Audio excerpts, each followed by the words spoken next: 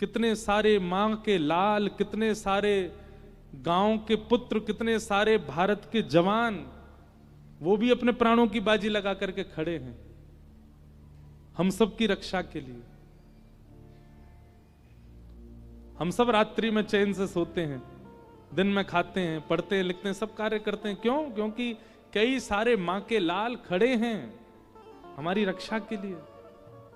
उन्होंने भी तो अपने प्राणों की बाजी लगा रखी है। अपने प्राणों को इस प्रकार से बाजी पर लगाना उनका सार्थक है, और उनका सार्थक नहीं है, वंदनीय है, प्रणम्य है।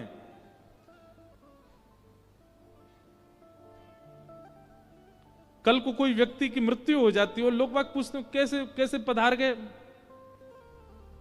पीते थे बहुत ज्यादा, क्या बताएं। आदमी आपके बारे में 4 प्रशंसा की बात भी नहीं कर पाएगा। इसलिए द्यूतम, जुआ मत खेलिए, पानम, मदिरा पान और भक्ष भक्ष सेवन मत कीजिए। कम से कम इस कथा के बाद धीमे धीमे छोड़ने का प्रयास कीजिए। पर स्त्री पर पुरुष संग में कलयुग का निवास है। विवाह के उपरांत किसी के प्रति भी कुदृष्टि नहीं होनी चाहिए, कुभाव नहीं होना चाहिए। अगर ये कुभाव की भावना रहती है, इसमें कलयुग का निवास है। आपने अग्नि की साक्षी मानकर के किसी का वर्ण किया है, और उसके उपरांत अगर आप किसी के प्रति कुभाव रखते हैं, उसमें कलयुग का निवास है। एक बात हमारी बहुत ध्यान से सुनिए सब लोग, इधर देखो। सबसे बड़ा व्रत यदि संसार में कोई है, सबसे बड़ा नियम संसार में यदि कोई है, वो पत्नी व्रत और पतिव्रत सबसे बड़ा व्रत है। अगर कोई पतिव्रत का पालन करता है और उससे अगर प्रदोष के व्रत नहीं हो पाते, सोमवार के व्रत नहीं हो पाते, एकादशी का भी नहीं हो पाता, लेकिन वो पत्नी व्रत या पतिव्रत का पालन कर रहे हैं, उनके सारे व्रत पूर्ण माने जाएंगे। लेकिन लगे महाराज सोमवार के सोमवार भी कर रहे हैं, एकादशी भी कर रहे हैं, और वो पत्नी व्रत में नहीं है, पतिव्रत में नहीं है, आपका वह एक दिन का व्रत करना भी निरर्थक है। इसलिए पत्नी व्रत, पतिव्रत। अब लेकिन इसमें भी बात है, पतिव्रत ही ज्यादा प्रचलित है, पत्नी व्रत नहीं है। पत्नी व्रत भी होना चाहिए। राम जी थे पत्नी व्रती।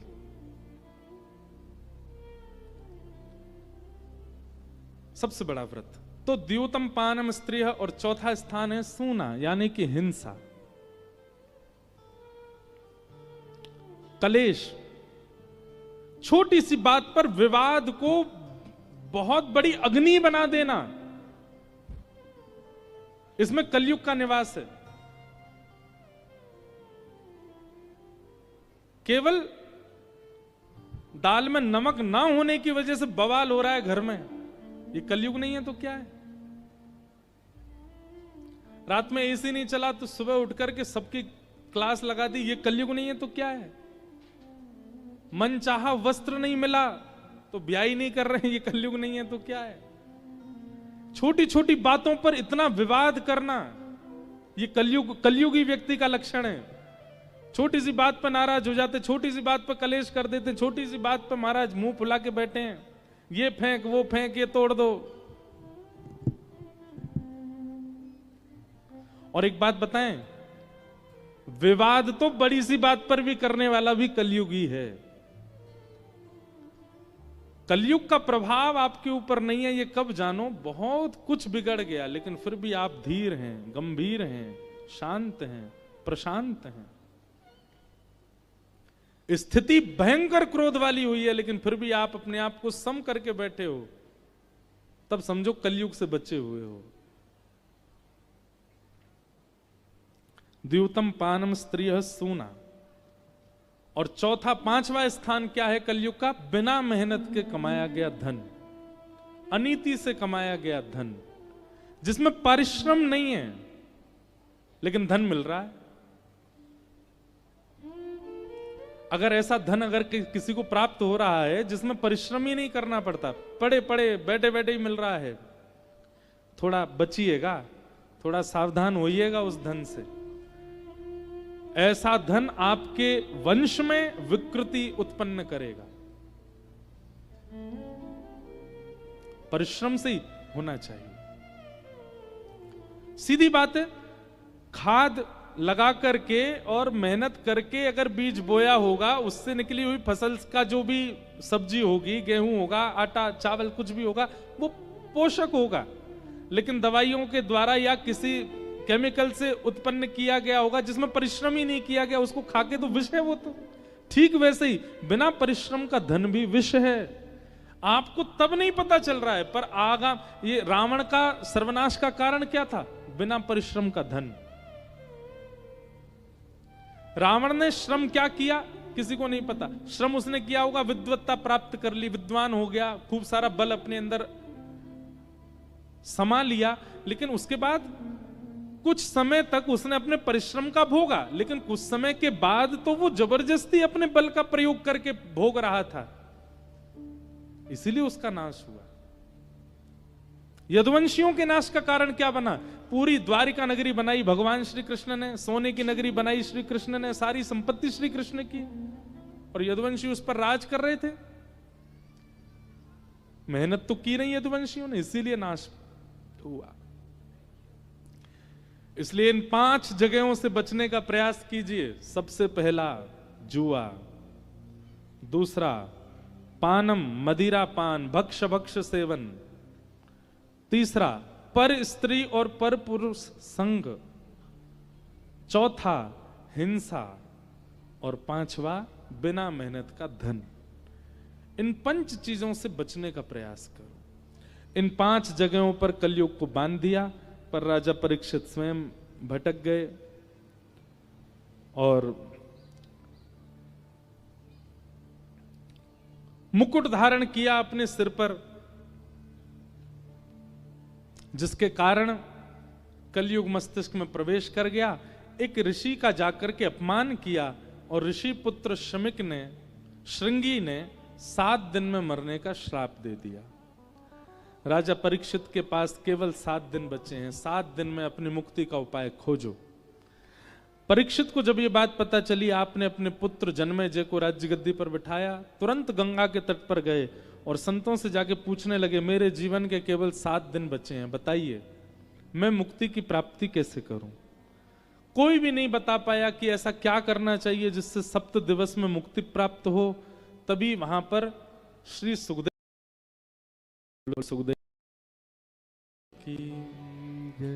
सुखदेव जी महाराज आए। आपने जैसे ही आकर के वहां बैठे तो परीक्षित ने चरणों में प्रणाम करते हुए कहा, 7 दिन में मरने वाले की मुक्ति का उपाय बताइए। सुखदेव जी महाराज बोले, राजन बहुत ध्यानपूर्वक सुनिएगा, बहुत अच्छी बात है। क्या?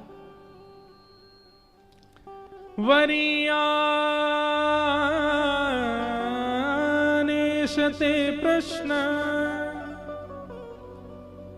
क्रतो लोकहितं नृप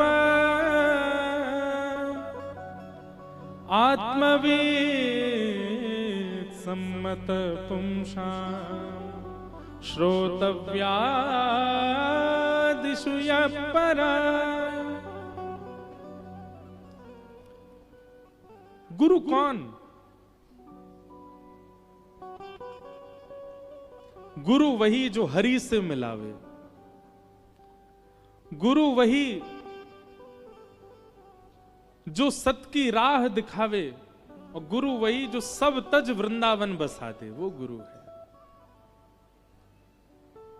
वो गुरु कैसे? जिनके आश्रय में जाने के बाद आप जैसे पहले थे वैसे ही हो, परिवर्तन हुआ ही नहीं। गुरु वही जो विकार मुक्त करा दे। आपके दोष जिनको आप चाह करके भी नहीं दूर कर पाए, गुरु के केवल प्रवचन सुनने मात्र से आपके वो विकार दूर होने लगे, उनकी उपस्थिति मात्र से वो दूर होने लगे, उनके दर्शन मात्र से आपका ऑरा, आपके आसपास का वातावरण मधुर होने लग गया। और एक बात और कह दूं, गुरु कौन? जो प्रश्न करना सिखा दे। प्रश्न करना नहीं आता हम लोगों को, जो प्रश्न करना सिखा दे वो भी गुरु है। क्या पूछना चाहिए? लोग कई बार बेफिजूल की बातें पूछते हैं। ऐसा प्रश्न होना चाहिए जिससे अनेक लोगों का मंगल हो सके। यह भी गुरु कृपा से ही होता है। परीक्षित ने क्या प्रश्न किया? 7 दिन में मरने वाले की मुक्ति का उपाय क्या है? सुखदेव जी कहते हैं तुम्हारा प्रश्न ही गलत है। और क्या कहते हैं सुखदेव जी? कहते हैं परीक्षित, ये प्रश्न कोई और व्यक्ति करे उसके लिए ये प्रश्न अच्छा है कि जल्दी मरने वाले की मुक्ति का उपाय क्या है, पर ये प्रश्न करता पांडवों का वंशधर परीक्षित अगर कर रहा है तो गलत है। परीक्षित बोले क्यों? मैं पूछूं तो गलत क्यों है? सुखदेव जी बोले तुम वो बालक हो जिसके गर्भ में जाकर के भगवान ने रक्षा की थी। तुम तो मातृ गर्भ में मरने वाले थे। तुमको मारने के लिए ब्रह्मास्त्र छोड़ दिया था अश्वत्थामा ने, पर ठाकुर जी ने गर्भ में प्रवेश करके तुम्हारी रक्षा की। ठाकुर जी गर्भ में आके रक्षा कर रहे हैं, इसका मतलब ठाकुर जी तुमसे कुछ विशेष उम्मीद रखते हैं। कितने बालक अपने प्राण त्याग देते हैं मातृ गर्भ में, ठाकुर जी सबकी रक्षा नहीं कर पाते, पर तुम्हारी मातृ गर्भ में जाके भगवान ने तुम्हारी रक्षा की। कोई तुम्हारी मां ने इतनी बड़ी स्तुति नहीं गाई है, कोई तुम्हारा इतना विशेष कोई तप नहीं है पूर्व का कि जिसके कारण ठाकुर जी गर्भ में आके तुम्हारी रक्षा करें। इसका मतलब क्या है? ठाकुर जी तुमसे कोई विशेष उम्मीद लगाते हैं, तुम्हारी रक्षा इसलिए कर रहे हैं। और तुम यहां क्या पूछ रहे हो? म्रियमाण व्यक्ति की मुक्ति का उपाय क्या है? नहीं। क्यों श्रृंगी ने तुमको 7 दिन में मरने का श्राप दिया? उसने ऐसा क्यों नहीं कहा कि अभी इसी वक्त तक्षक सर्प जाए और राजा परीक्षित को डस दे? 7 दिन क्यों मिले हैं तुम्हें? क्या तुमको यह सब संयोग नहीं लगता? परीक्षित बोले भगवान मैं तो समझ ही नहीं पा रहा, आप बताइए। तब सुखदेव जी कहते हैं परीक्षित, मुक्ति का मतलब है मृत्यु के बाद भगवत दर्शन, और भक्ति का मतलब है जीते जी भगवत दर्शन। तुमको 7 दिन की अवधि इसलिए मिली है, तुम मुक्ति की कामना मत करो कि मृत्यु के बाद तुमको ठाकुर जी का दर्शन हो। 7 दिन में तुम भक्ति की कामना करो ताकि 7वें दिन मृत्यु से पहले जीवित अवस्था में तुमको ठाकुर जी का दर्शन हो जाए। भक्ति की कामना करो, मुक्ति मत मांगो। और मुक्ति, आपको पता है मुक्ति किसको मिलती है? अंतिम क्षण में आपने जीवन भर पाप किया, सब गलत काम किए, संसार में जितने गलत काम हो सकते थे सब किए आपने, लेकिन जैसे ही आपके प्राण निकल रहे थे उस काल में प्राण त्यागते त्यागते आपके मुख से निकल गया राम और प्राण निकल गए, तो पता क्या होता है? पूरे जीवन में जो भी किया शून्य, सब खत्म, मुक्ति मिल जाएगी।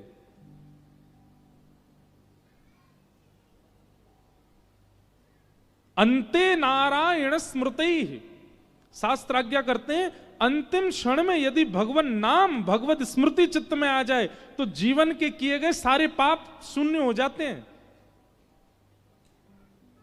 पर अंत में भगवान नाम आता नहीं है।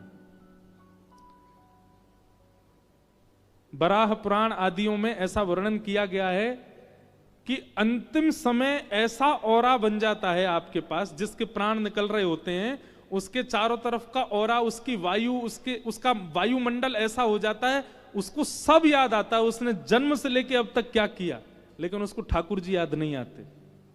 मतलब मृत्यु काल में आपको ये याद आएगा आप सागर में जन्मे थे, बचपन में आपके ये मित्र थे, आपकी माता जी का नाम ये, आपके पिताजी ये, आपका ब्याह इस नाम के व्यक्ति से हुआ, आपके ये पुत्र हैं, ये पुत्री हैं, पर ये याद नहीं आएगा कि सागर में कथा हुई थी मैंने सुनी थी, पर यह याद नहीं आएगा कि कुंभ मेला में मैंने स्नान किया था, पर यह याद नहीं आएगा कि मैं वृंदावन गया था, पर यह याद नहीं आएगा मेरे गुरु कौन है, पर यह याद नहीं आएगा कि मैंने कितना नाम जप किया है, यह याद नहीं आएगा कि मैंने सेवा कितनी की है, मैंने गोवर्धन की परिक्रमा कितनी की है। बाकी सब याद आएगा आपको, वह भी याद आएगा जो जीवन में कभी याद नहीं आया था।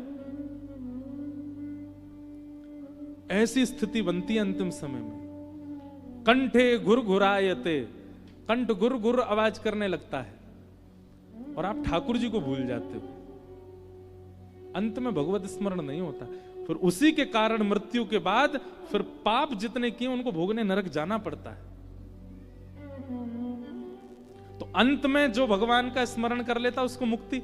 इसका मतलब रावण को भी मुक्ति मिली, कुंभकर्ण को भी मुक्ति मिली, पूतना को भी मुक्ति मिली, कंस को भी मुक्ति मिली, शिशुपाल दंतवक्र को भी मुक्ति मिली, हिरण्यकश्यप हिरण्याक्ष को भी मुक्ति मिली। क्यों? सब भगवान के हाथों मरे। और वही मुक्ति परीक्षित तुमको मिल जाए या परीक्षित की जगह मैं खुद को रखूं, आप अपने आप को रखो, हमें मुक्ति मिल गई। हमने जीवन भर कथा करी और कथा के बाद हमको क्या मिला? मुक्ति। और जैसी मुक्ति मिली, अब यहां से तो बड़े आराम से वाह भैया मुक्ति मिल गई, वैकुंठ जा रहे हैं हम। जैसे ही वैकुंठ पहुंचे हमको कहा गया हाँ भाई ये तुम्हारा आसन है, यहां बैठ जाओ। जैसे ही मैं आसन पर बैठा, अब मैंने दृष्टि घुमाई देखूं और किस किस को मिली हुई है। तभी देखा थोड़ी दूर पे रावण भी बैठा था, इधर पूतना भी बैठी है, इधर कंस भी बैठे हैं, शूर्पणखा भी बैठी है। ठाकुर जी से विरोध करने वाले, ठाकुर जी से विद्वेष मानने वालों को भी मुक्ति मिली हुई है। और हमने जीवन भर गला फाड़ फाड़ के कथाएं करी, ना सो करके भाग भाग करके घर त्याग करके इतना जप किया, इतना नाम गाया, उसके बाद हमें भी वही मुक्ति मिल गई जो राक्षसों को मिली है। इसका मतलब क्या है? मुक्ति के विधान हैं, एक 4 प्रकार की मुक्ति, वो विस्तार है, वो उसमें मैं बाद में जाऊंगा। पर सीधी बात यह है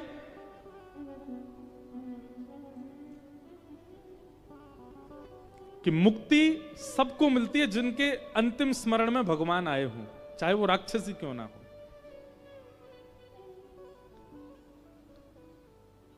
लेकिन वही बात है, प्रधानमंत्री जी के यहां से पत्र आया आपके पास, आपने कहा भाई देखो हमको प्रधानमंत्री जी ने बुलाया है, दिल्ली बुलाया है, आप आओ। आपने हमारा ढोल नगाड़े से पूरा स्वागत करवा दिया, अपना सागर में ढिंडोरा पीट दिया, हमको प्रधानमंत्री जी ने बुलाया है। आप जैसे दिल्ली पहुंचे तभी क्या देखा, 4 नंबर गली में सागर में जो रहता वो भी बुलाया था, उसको वो भी गया था। पूरे दिन गांजा पीता डोलता था, उसको भी बुलाया था। पूरे दिन उल्टे सीधे काम करता था, उसको भी बुलाया था। अरे भैया ये तो हमको लगा हमको ही बुलाया, नहीं, सागर से बहुत लोग गए थे वहां पर, सब बैठे थे। तुरंत आपके मन में क्या होगा? अरे हमको तो लगा हम स्पेशल थे, पर नहीं, यहाँ तो सब ही हैं यहाँ पे बैठे हुए। ये है मुक्ति। पर भक्ति के वश तो ठाकुर जी आते हैं नीचे। मीराबाई के लिए आए, मीरा की तरह कोई और नहीं कह सकती कि जैसे मीरा के लिए आए वैसे मेरे लिए आए, नहीं, मीरा के लिए ही आए। तुलसीदास जी के लिए ही आए, सूरदास के लिए ही आए, कुम्मन दास के लिए ही आए। वो प्रायोरिटी बेस हो गया। वहां पर ठाकुर जी ने आपको अहमता दी, आपको प्रायोरिटी दी है। सुखदेव जी कहते हैं परीक्षित तुम मुक्ति की कामना मत करो, क्योंकि मृत्यु के बाद भगवत दर्शन तो सब कर लेंगे। तुम तो भक्ति की कामना करो कि 7 दिन बाद तुम्हारी मृत्यु हो, उससे पहले ही ठाकुर जी प्रकट हो पृथ्वी पर और तुमको दर्शन हो। उनके दर्शन के बाद तुम यहां से प्रस्थान करो, तब तुम्हारी सार्थकता। परीक्षित ने हाथ जोड़ करके कहा अब मुझे चिंता नहीं है 7 दिन में मरने की, अब मेरी एक ही चिंता है कि मेरे पास केवल 7 दिन है। मुझे इन 7 दिनों में ठाकुर जी का दर्शन धरती पर ही करना है, पृथ्वी पर ही करना है, उसका कोई मार्ग बताओ। तब सुखदेव जी कहते हैं अब तुमने प्रश्न उचित किया कि तुम्हारे जीवन के केवल इतने दिन शेष हैं और इनमें तुम भगवत प्राप्ति कैसे करोगे। अब मैं तुम्हें इसका मार्ग बताऊंगा।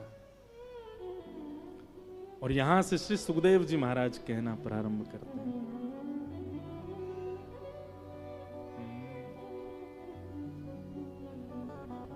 तेरी शरण में आके मैं धन्य हो गया, तेरी शरण में आके मैं धन्य हो गया, तेरी शरण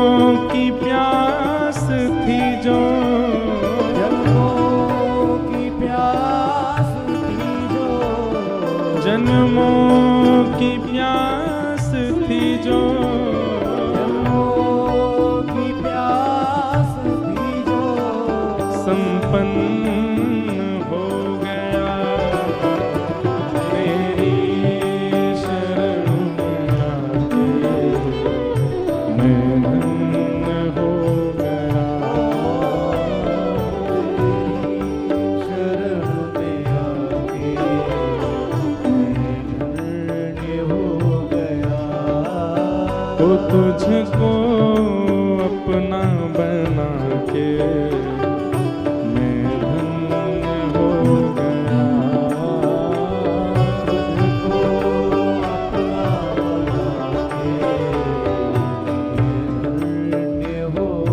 श्री राधा रमण लाल की करताल बजा के गाओ।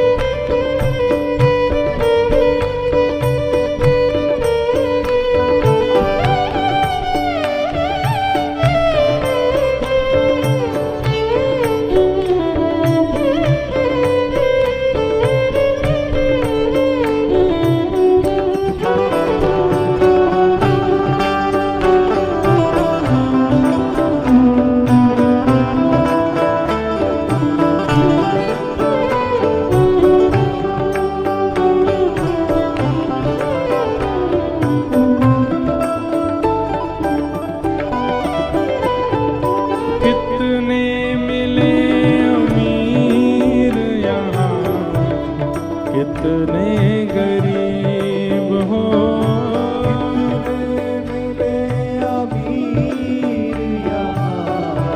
सुखदेव जी से प्रार्थना कर रहे हैं हम लोग। कितने मिले अमीर यहाँ, कितने गरीब हो, कितने मिले अमीर यहाँ, कितने गरीब। हाँ, कितने मिले अमीर यहाँ, कितने गरीब हो, कितने मिले अमीर यहाँ, कितने गरीब।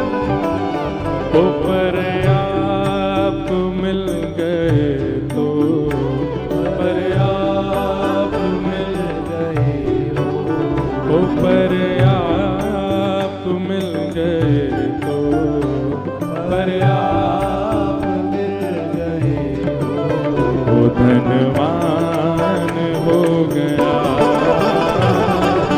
आप मिल गए हो, धनवान हो गया।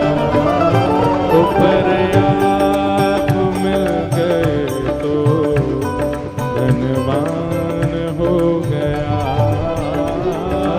आप मिल गए हो, धनवान हो गया। ओ जन्मों की प्यास थी जो, की प्यास थी जो, जन्मों की प्यास थी जो, जन्मों की प्यास थी जो, संपन्न हो गया। तेरी शरण में आके मैं धन्य हो गया। तेरी शरण में आके मैं धन्य हो गया। तो तुझको अपना बना के मैं धन्य हो गया। तुझको अपना बना के बोल वृंदावन बिहारी लाल की।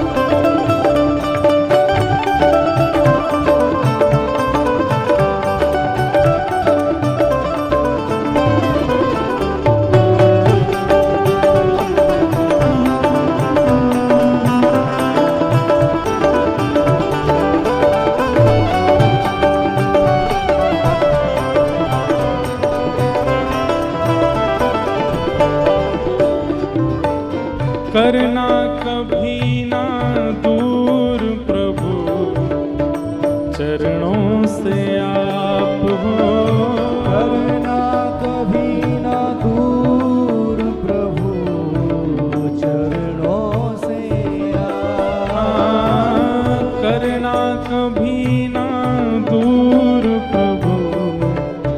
चरणों से आप हो, करना कभी ना दूर प्रभु चरणों से। ये विनती आपको करनी चाहिए। भागवत जी से करो, हे भागवत जी आप सागर पधारी। 7 दिन की ये कथा हुई, 7 दिन बाद आप चली जाएंगी, पर भागवत जी से ये प्रार्थना करनी है कि हम कभी सत्संग से दूर ना हो। भले ही कथा विश्राम हो जाएगी, वृंदावन जाते हैं तो वृंदावन से निवेदन करके आओ। हम वृंदावन 4 दिन रह के जा रहे हैं, पर हे वृंदावन आप हमारे चित्त से कभी मत जाना। हमारा देह भले ही इधर उधर जाए, पर हमारी गुरु निष्ठा, वृंदावन निष्ठा, नाम निष्ठा, कथा निष्ठा, सत्संग निष्ठा, सेवा निष्ठा ये कभी ना जाए। करना कभी ना दूर प्रभु चरणों से आप हो, करना कभी ना दूर प्रभु चरणों। क्यों? ओ चरणों के ही सहारे, चरणों के ही सहारे, चरणों के ही सहारे, चरणों के ही सहारे।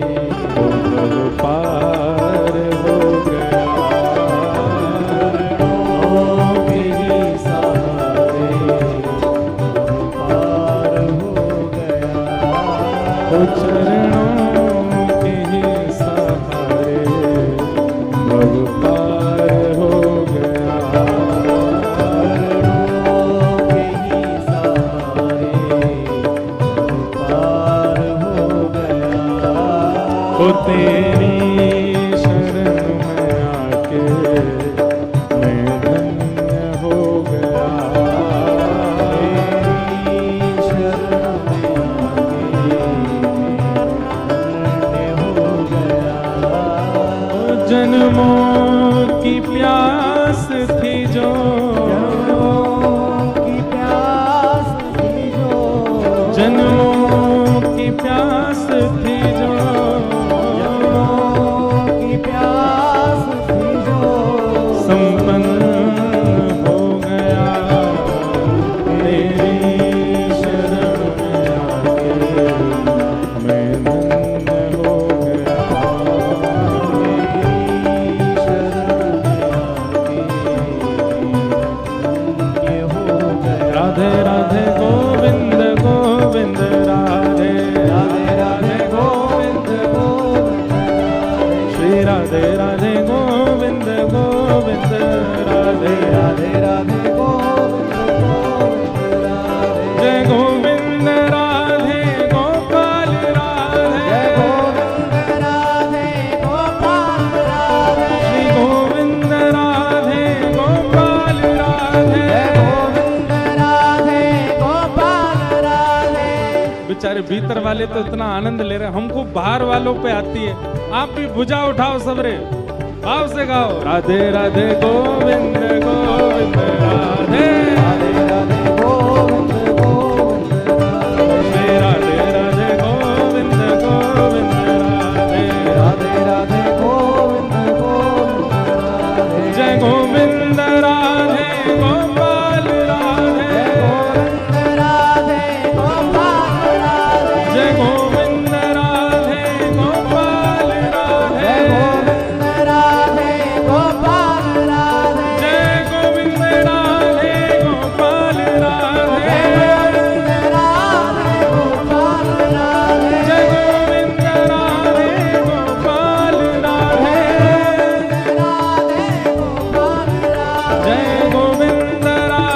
गोपाल राधे, जय गोविंद राधे गोपाल राधे, श्री गोविंद राधे गोपाल राधे।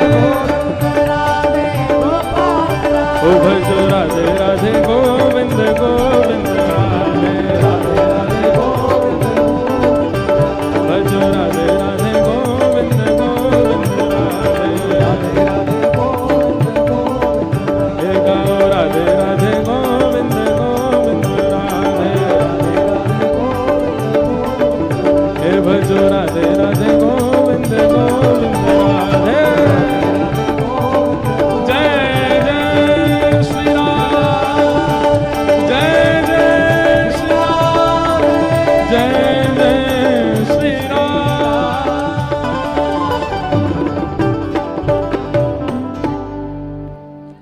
जन्मों की प्यास थी जो, जन्मों की प्यास थी जो, संपन्न हो गया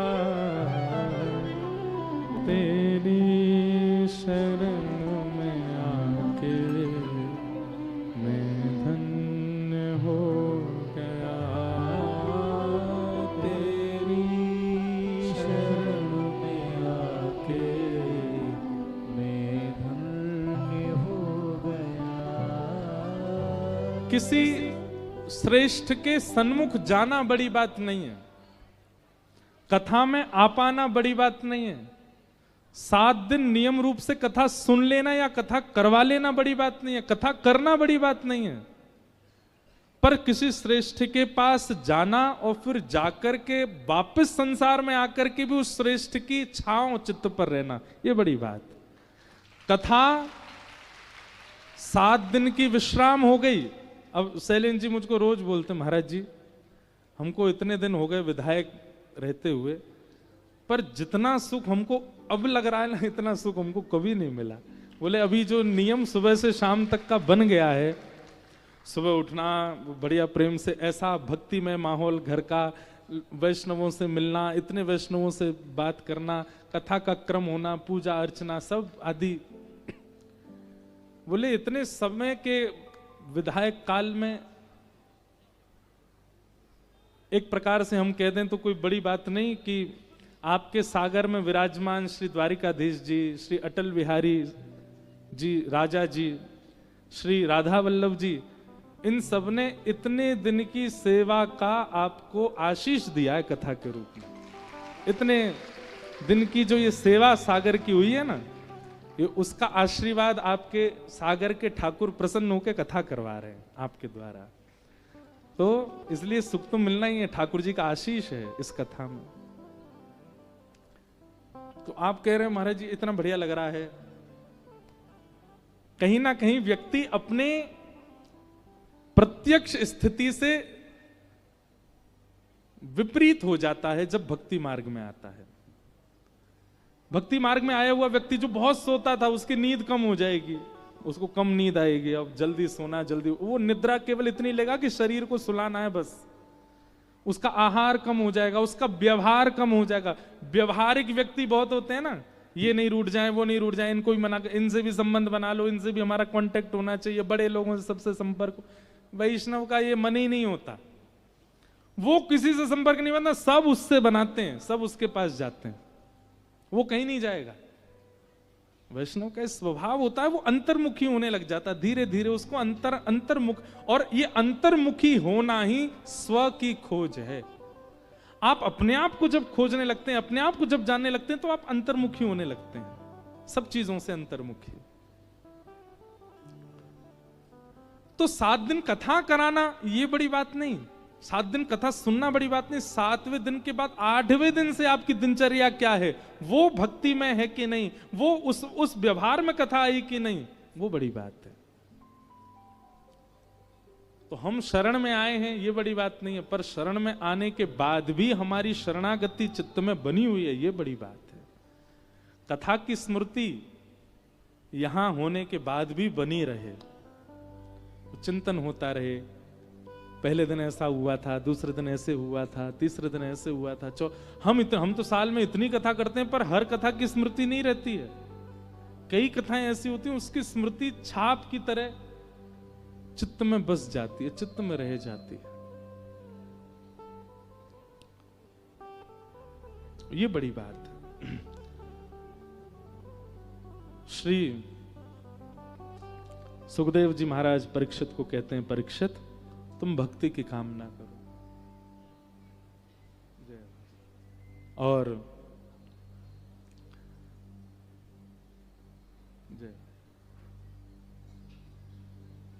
भक्ति कामना युक्त हो करके। अब परीक्षित को श्री सुखदेव जी यहां से सुनाना प्रारंभ करते हैं। सब संत जन महत्व जन पधारे हैं कथा में, सब श्रोताओं की ओर से सब महत्पुरुषों को बारंबार वंदन, बारंबार प्रणाम। आज ठाकुर जी को जन्मोत्सव है ना कथा में, तो सब संत जन पधार रहे हैं उत्सव में, लाला के जन्मोत्सव में। जैसे वृंदावन पधारे, नंदगांव गोकुल पधारे, ऐसे ही अब सागर भी, अब इनकी उपस्थिति से सिद्ध और हो गया कि अब ये वृंदावन ही है। तभी नंदोत्सव में इतने वैष्णवों का आना हो रहा है। सृष्टि प्रसंग सुनाया गया। आगे प्रश्न किया गया कि महाराज सृष्टि के विषय में बताओ, और उसी सृष्टि के प्रसंग में पृथ्वी पर प्रथम मानव कौन आए, बहुत बड़ा है सृष्टि प्रसंग में, केवल आगे चलूं। प्रथम मानव के रूप में पृथ्वी पर आगमन हुआ स्वयंभू मनु। हम लोग वानरों की संतान नहीं है, स्वयंभू मनु की संतान है, इसीलिए हम मानव हैं, इसलिए हमको मानव कहा जाता है। मनु की संतान मानव। तो स्वयंभू मनु और शत्रुपा, इनकी 3 पुत्री हुई, 2 पुत्र हुए। इनकी एक पुत्री का नाम था देवहूति। देवहूति का विवाह कर्दम ऋषि के साथ में हुआ, और आपके यहां पर भगवान कपिल का प्रादुर्भाव हुआ। कपिल भगवान ने देवहूति माता को ज्ञान उपदेश किया, इसी को सांख्य शास्त्र कहा जाता है। बहुत सुंदर है श्रीमद् भागवत का सांख्य शास्त्र, दर्शन शास्त्र। देवहूति माता प्रश्न करती हैं और कपिल भगवान उनका उत्तर देते हैं कि निर्वेणा नितराम भूमन असद इंद्रियत क्षणात् येन संभाव्यमानेन प्रपन्नादं तम प्रभु। हे नाथ, हम अपनी इंद्रियों की इच्छा पूरी करते करते हार चुके हैं, पर हमारी इंद्रियों की इच्छा पूरी नहीं हो रही है। कृपा करके ऐसा कोई उपाय बताइए कि हमारी इंद्रियों की इच्छा पूरी हो जाए। तब भगवान ने यहां पर संपूर्ण सांख्य शास्त्र का निरूपण किया। कथाक्रम को हम अब शीघ्रता से आगे बढ़ाएंगे, केवल प्रणाम मात्र कर चलते हैं विषयों को, क्योंकि 6 तो बज ही गए अभी, और आज वैसे भी थोड़ा विलंब तो होगा, ठाकुर जी का नंदोत्सव है, जन्मोत्सव है। कथा अभी हमारी 3य स्कंद पे है, इसलिए 10वें स्कंद पे जाना है, तो सबको प्रणाम मात्र कर चलते हैं। देवहूति माता कपिल भगवान का संवाद, तत्पश्चात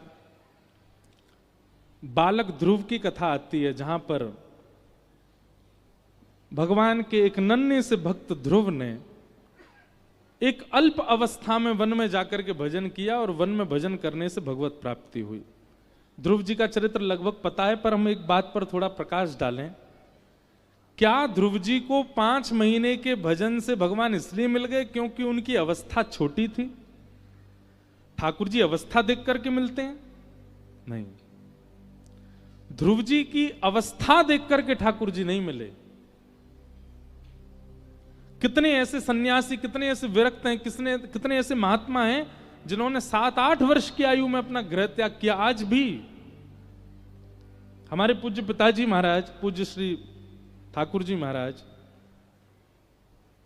आपने 7 वर्ष की आयु में रास मंडली में श्री कृष्ण का रूप धारण करते थे, और 6 महीना कृष्ण रूप बनने के बाद 7-7.5 वर्ष की आयु में तो श्रीमद रामानुज गुरु जी की शरण सन्निधि में चले गए, और 8 वर्ष की आयु से लेकर के 14 वर्ष की आयु तक अध्ययन किया भागवत जी का, व्याकरण का, शास्त्रों का, और 14 वर्ष की आयु में अपने जीवन की पहली कथा की।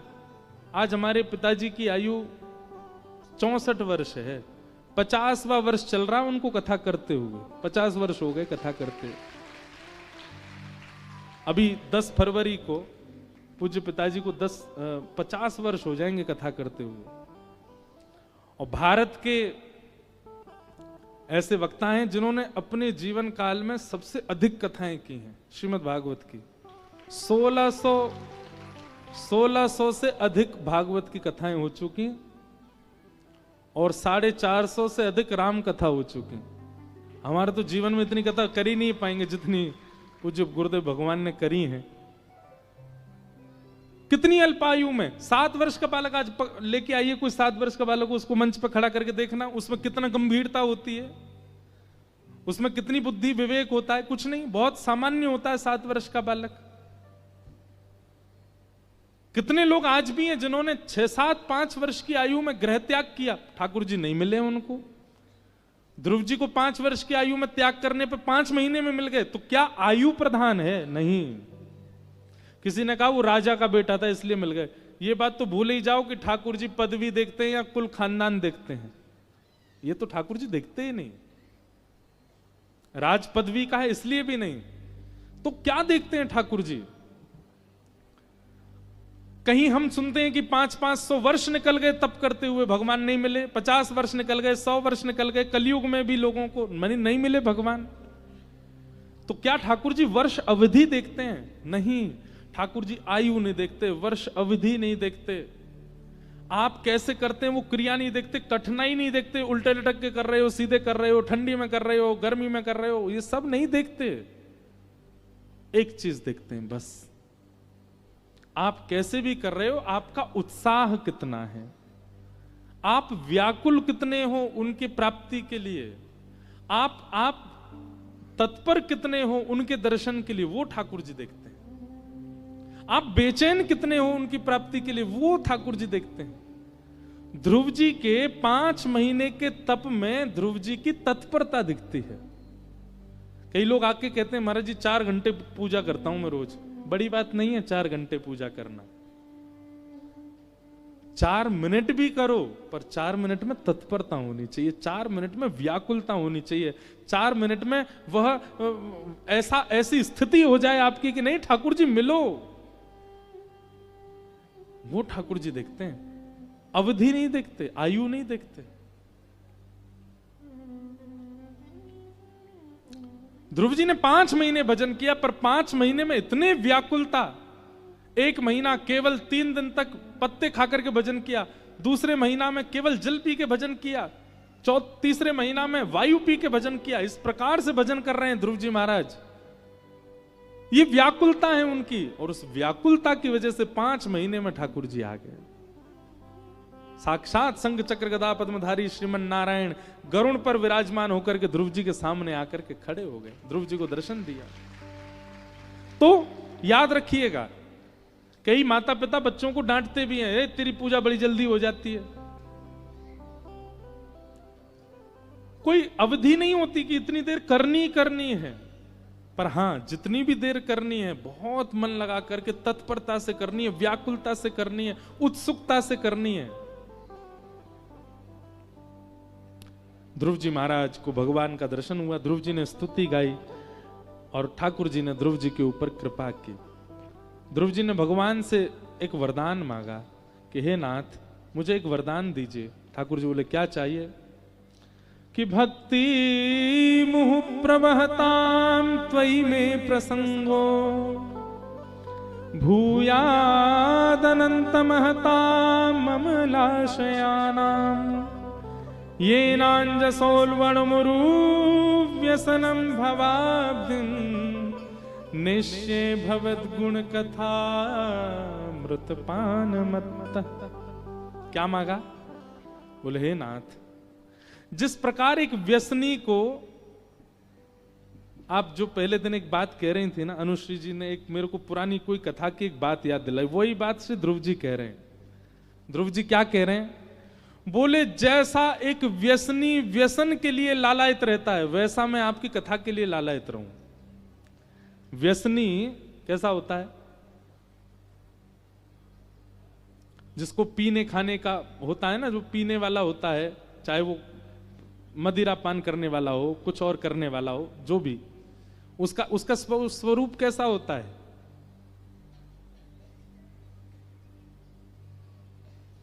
आज भैया फर्स्ट डिवीजन पास हो गए, तुम्हारी फर्स्ट रैंक आई है स्कूल में, कॉलेज में, आज तो पार्टी होएगी, आज तो पिएंगे। आज क्या हो गया? बोले आज फेल हो गए, 4 साल से मेहनत कर रहे थे, क्लियर नहीं हुआ एग्जाम। गम में क्या करेंगे? बोले आज तो पिएंगे, खोलो बोतल, खोलो निकालो। आज क्या हो रहा है? बोले आज हमारा ब्याह है, आज तो पीना है महाराज, आज हम दुल्हा बन रहे हैं। आज क्या है? बोले जिससे ब्याह होना था वो छोड़ के चली गई, गम है बहुत, पिएंगे अब तो। आज क्या है, बोले आज हमारे सब मित्रगण आए हैं, आज तो पिएंगे, आज मेरा मित्र हमेशा के लिए अलविदा, राम नाम सत्य हो गया, आज तो पीऊंगा रात को। वो क्या करता है, वो केवल बहाने ढूंढता है अपने व्यसन को भोगने के। उसके जीवन में अतीत में सुख आ जाए तो भी वो व्यसन करता है, और अतीत में कष्ट आ जाए तो भी वो व्यसन करता है। ऐसा ही एक भक्त को होना चाहिए। व्यसनी से भी कुछ सीखो, एक चीज सीख लो, क्या? व्यसन भोगने की जो उत्सुकता उसमें रहती है, ऐसा भक्त को होना चाहिए। कैसे? आज हमारी फर्स्ट रैंक आई, आज क्या करेंगे? आज नगर संकीर्तन होगा। आज क्या हो गया? बोले आज हम फेल हो गए। बोले नगर में नहीं, छत पे ही करेंगे, लेकिन कीर्तन तो करेंगे, फेल हुए। आज मेरा ब्याह है, ब्याह में रात्रि में संकीर्तन होना चाहिए। आज बोले जिससे ब्याह करना चाहते थे उसने मना कर दिया, बोले इसी गम में संकीर्तन करेंगे। मतलब जैसा एक व्यसनी का स्वभाव होता है, अति सुख और अति दुख दोनों में वो केवल व्यसन करता है, वैसा ही एक भक्त को होना चाहिए। वो बात यहां ध्रुव जी कह रहे हैं, व्यसनम भवाब्धिम निश्चय भवद गुण कथामृतपान मत्तः। हे नाथ, एक व्यसनी की तरह मुझे आपकी कथा प्रिय लगने लग जाए। कोई भी स्थिति हो, अच्छा हो, बुरा हो, भला हो, मैं हर स्थिति में केवल एक ही चीज ढूंढ।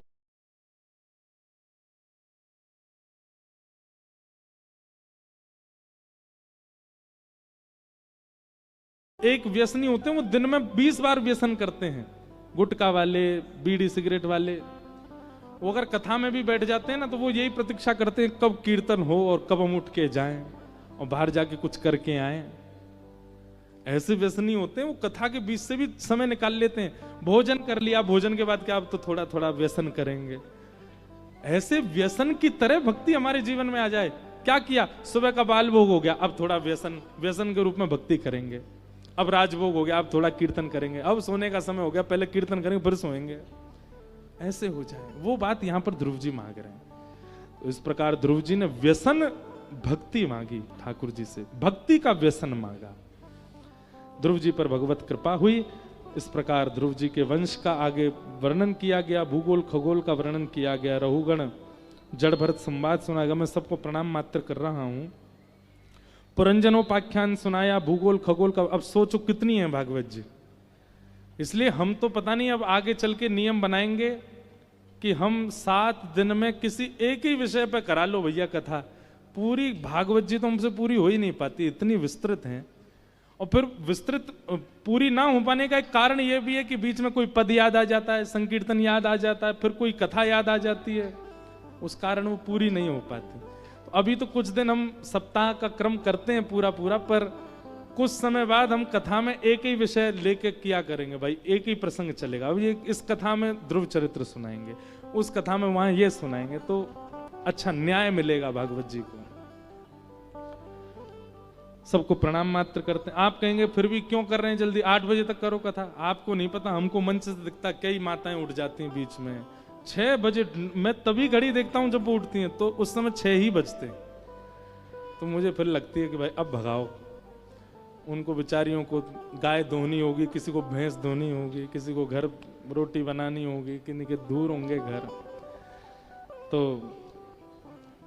रहुगण जड़ भरत संवाद, तत्पश्चात नरकों का वर्णन और अजामिलोपाख्यान, तत्पश्चात देवासुर संग्राम और उससे पूर्व वृत्रासुर की कथा।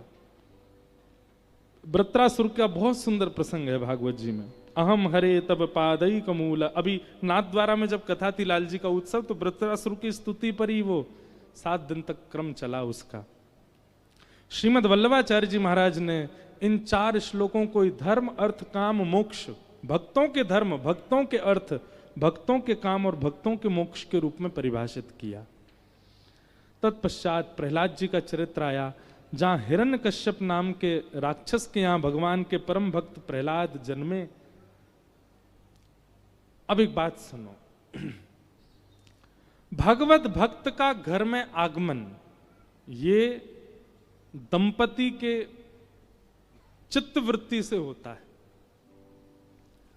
अगर दंपति के चित्त में भगवत भाव है, भगवत प्रेम है, भगवत मिलन की उत्कंठा है, भगवत भक्ति विराजमान है, गुरु निष्ठा है, तो निश्चित है कि उसका अंश उनकी किसी संतान में तो आएगा। आप कहेंगे महाराज हिरण्यकश्यप ने कौन सा भजन किया जो उसका अंश प्रहलाद में आया?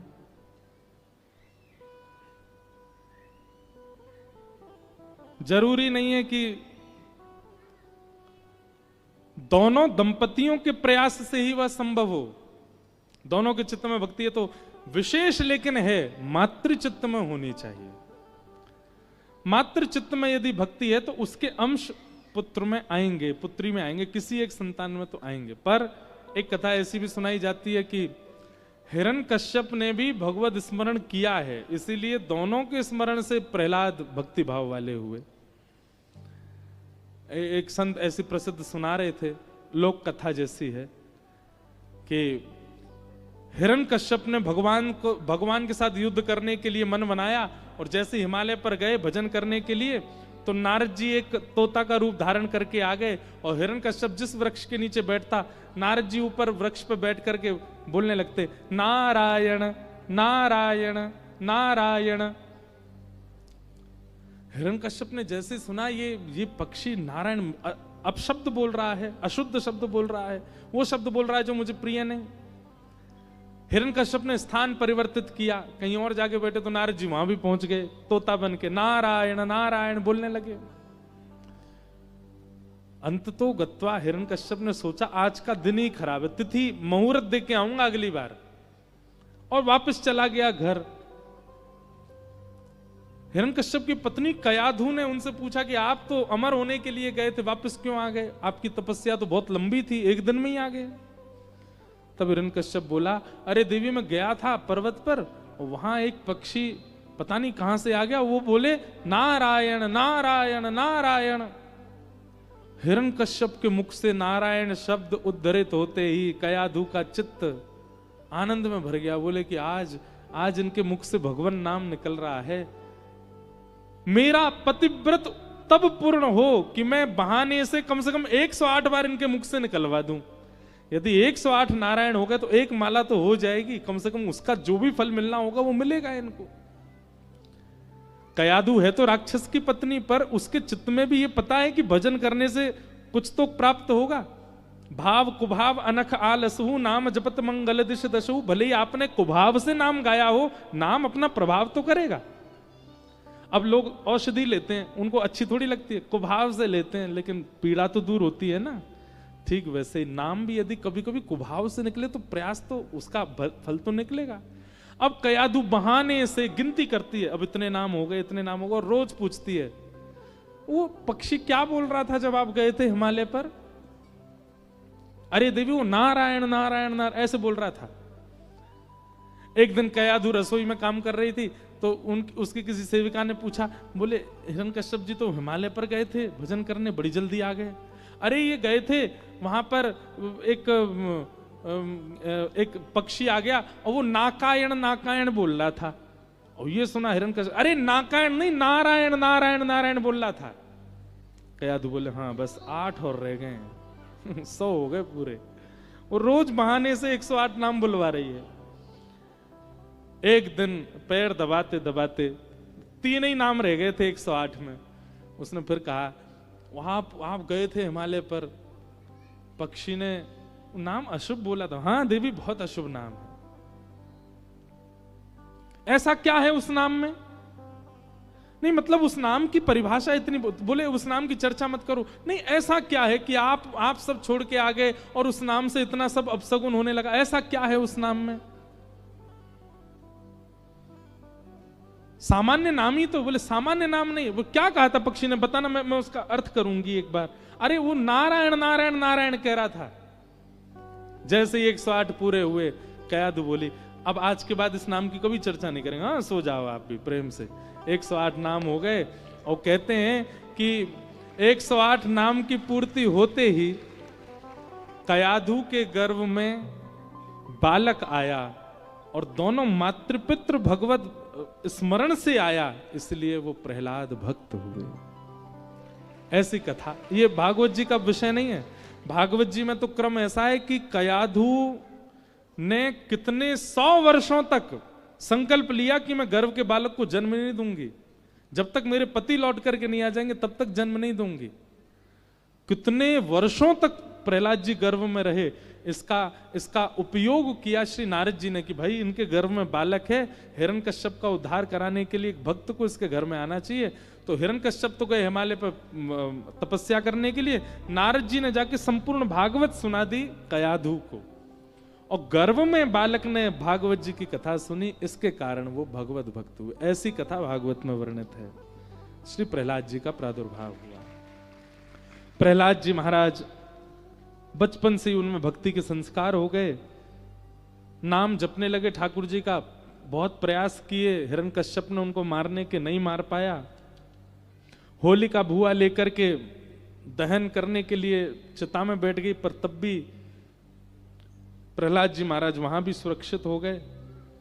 बहुत सुंदर चरित्र है प्रहलाद जी का। अंत तो गत्वा, एक दिन प्रहलाद जी अपने गुरुकुल में बैठे थे, सब बालकों ने प्रहलाद जी से कहा कोई खेल खेलो। प्रहलाद जी बोले मैं जो खेल खेलता हूं उसका नाम है कीर्तन, अगर तुम लोग मेरे साथ खेलो तो बताओ। बोले हाँ हम खेलेंगे। और प्रहलाद जी सब बालकों के साथ ऐसा कीर्तन करने लगे, ऐसा भाव से कीर्तन होने लगा, पूरा नगर इकट्ठा हो गया, सब गांव के लोग वहां आने लगे। उसकी कीर्तन की ध्वनि हिरण्यकश्यप के कानों में जाने लगी। हिरण्यकश्यप आया, आकर के प्रहलाद जी को धक्का दिया, कहां है तेरा हरि? प्रहलाद जी ने कहा पिताजी यत्र तत्र सर्वत्र, एक स्थान भी ऐसा नहीं है जहां आप यूं कह दो कि इधर मेरा हरि नहीं है, सब जगह है। अच्छा, इस खंबे में है? जी पिताजी सब में है। तो इनमें खंबायु यज्ञिम शलिलम महिम च ज्योतिम से सत्वानी दृशो द्रुमादीन हरित समुद्रांश हरे शरीरम, सब हरि का शरीर है, इसमें भी है। बंधुओं ये ना भागवत धर्म है। ये जो अभी मैंने श्लोक बोला, ठाकुर जी स्वयं आज्ञा करते हैं कि इस बात का पालन किया जाए, पर हम कर नहीं पाएंगे। क्या? सबको मेरा शरीर मानो, सबको मैं हूं, सब में मैं हूं ऐसा मानो। बोलते समय, जानते समय मानता कोई नहीं है। देखो अपने बगल वाले को देखो, उसमें दिख रहे हैं आपको हरि? नहीं दिखेंगे। हां, लेकिन अगर मैं आपको एक टास्क दूं तो आप वो करके दिखा दोगे क्या? एक कागज पेन लो या फिर अपने फोन के नोट्स में आपके बगल में जो बैठा है उसके 5 अवगुण कथा के अंत तक मुझे बताओ। आप 5 नहीं 6 बता दोगे मुझे, 6 बता देंगे। ये मानव का गुण है। और अगर मैं पूरे दिन में आपसे कह दूं कि आप 3 बजे से लेकर 6 बजे तक बगल में बैठे वाले के 4 गुण बताओ, अच्छे गुण, वो गुण खोजने में आपको पसीने आ जाएंगे, नहीं देख पाओगे आप। जबरदस्ती के लिख दोगे, पता है क्या? ये बहुत सुंदर है, बहुत धीमे बैठता, बहुत सीधा बैठता है, बिल्कुल हिलता, ये सारे गुण देखोगे जो हैं ही नहीं। वास्तविक गुण आप नहीं देख पाओगे। क्यों? गुण हमारे नेत्र देखते ही नहीं है। हम दोष देखने के आदी हो चुके हैं सब में।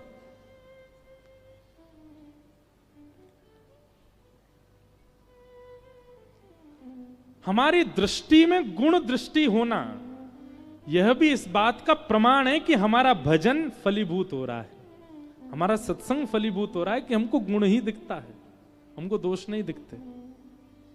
अत्यंत दोषी व्यक्ति में भी गुण दर्शन, ये ठाकुर जी का स्वभाव है। इनका थोड़ा स्वभाव हमारे चित्त में आ जाए। और यहां तो कह रहे हैं हरि को देखो। हरि कैसे दिखेंगे? हमको गुण तो दिखते नहीं, हरि कहां से दिखेगा? तो इसका उपाय क्या है? हरि मत देखो, गुण भी मत देखो, लेकिन दोष भी मत देखो, मत देखो, नजरअंदाज करो। इस प्रकार की भावना है। हमारा मन तो आता है विस्तार में जाने का, सोई 4 माताएं उठ जाती हैं मन की, चलो अब आगे कथा करें पूरी, नंदोत्सव। कभी कभी मेरा मन होता, मैं कभी करता भी हूं, आंख बंद करके कथा चलती है, तुम उठो जाओ बैठो खाओ, हम कहते ही रहें, और वो सबसे बढ़िया है। प्रहलाद जी महाराज ने कहा हाँ पिताजी खंभ में हैं, और खंभ जैसे ही मुष्टिक प्रहार किया, खंभ भेदन करके भगवान नृसिंह नर हरि प्रकट हो गए। बोलो नृसिंह भगवान की। नृसिंह भगवान प्रकट हो गए और प्रकट होकर के नृसिंह भगवान ने हिरण्यकश्यप का वध किया। आदि आदि सब कथाएं सुनाई गईं। आगे देवासुर संग्राम, बलि वामन अवतार की कथा बताई गई। अष्टम स्कंद में अनेक ठाकुर जी के भक्तों के चरित्र सुनाए गए। गंगा जी के अवतरण का प्रसंग सुनाया गया और इन सब प्रसंगों को सुनाते हुए भगवान श्री राम के प्रादुर्भाव का प्रसंग सुनाया गया। अनेक सूर्यवंशी राजाओं की कथाएं सुनाई गई। प्रभु श्री राम के प्रादुर्भाव की कथा 2 अध्याय में है भागवत में। हम एक श्लोक में ही राम जी को प्रणाम कर लेते हैं। गुरुवर थे त्यक्त राज्यो व्यचरदनुवनम पद्म पद्भ्याम प्रियाया पाणिस्पर्शा क्षमाभ्याम रजत पथरुजो यो हरेन्द्रानुजाभ्याम वैरूप्या शूर्पणख्या प्रिय विरहरुष रोपित ब्रूविजंभ तस्ताभिर्बद्ध सेतु खलदवदहन कौशलेन्द्रोवतान्न। भागवत जी में राम स्तुति है एक श्लोक में, संपूर्ण राम कथा। राम जी को वंदन किया गया। ऐसे प्रभु श्री राम को हम वंदन करते हैं एक ही श्लोक में। और चंद्रवंश का वर्णन हुआ, जिस वंश में भगवान श्री कृष्ण प्रकटे। चंद्रवंश का वर्णन करते हुए चंद्रवंश में भगवान श्री कृष्ण का अवतरण हुआ और अवतरण से लेकर के लीला संवरण तक की कथा दो श्लोकों में सुना करके सुखदेव जी ने अपनी वाणी को विश्राम दिया।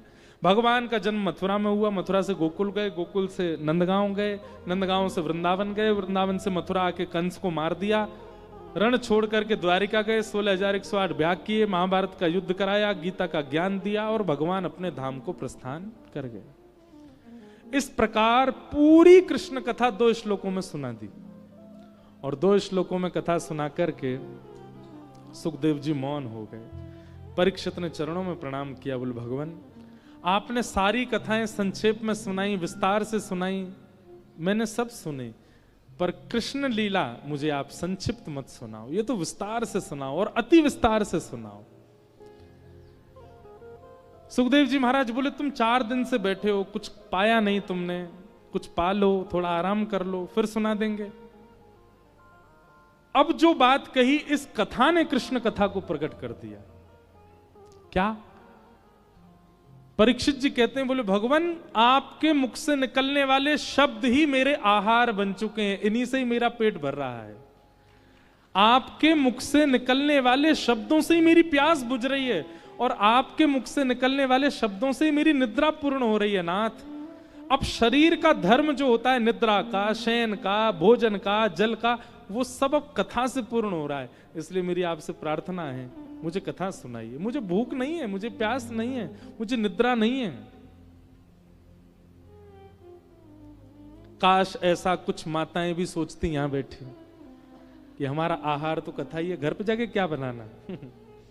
पतिदेव से कहेंगे कथा ही आके सुनो, ये कथा ही आहार है, इसी से पेट भरेगा, इसी से प्यास बुझेगी, इसी से निद्रा मिटेगी। लेकिन एक बात बताएं, यहां आपको क्या दर्शन हुआ? परीक्षित के भाव में किस भाव का दर्शन हो रहा है? तत्परता, कथा सुनने की ललक। और ये तत्परता, ये ललक, यही कृष्ण लीला में प्रवेश कराती है। अगर आप ब्रज प्रवेश करना चाहते हैं, लीला में प्रवेश करना चाहते हैं, कृष्ण चरित्र का दर्शन करना चाहते हैं, ऐसी तत्परता चाहिए आपको।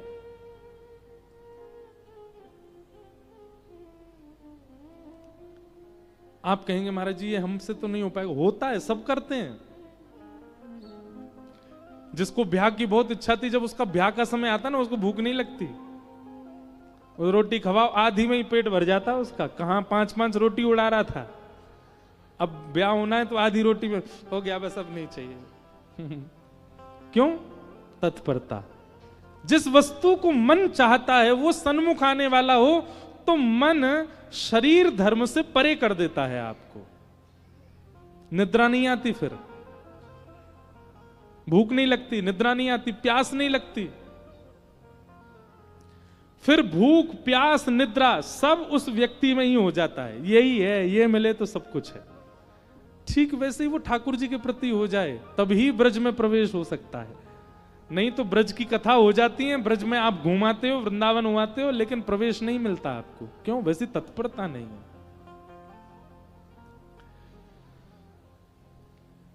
परीक्षित के भाव में जब तत्परता का दर्शन किया सुखदेव जी ने, सुखदेव जी बोले, परीक्षित, सारी कथाएं निष्ठा से सुनी जाती हैं, पर कृष्ण कथा के लिए जो तत्परता चाहिए वो मैं परखना चाह रहा था, और वो मुझे तुम में दिख गई। अब मैं तुमको सुनाऊंगा। वसुदेव गृहे साक्षात भगवान पुरुष परः, जनिष्यते तत्प्रियार्थम सभवन्तु सुरस्त्रियः। भगवान ने आकाशवाणी की थी एक बार, और उस आकाशवाणी में समस्त देवी देवता और पृथ्वी को आश्वासन करते हुए ठाकुर जी ने कहा कि वसुदेव जी के यहां मथुरा में मैं अवतार लेने वाला हूं, पृथ्वी के भार को हल्का करने के लिए। कृपा करके आप सब देवी देवता अपना अपना स्थान ग्रहण करो।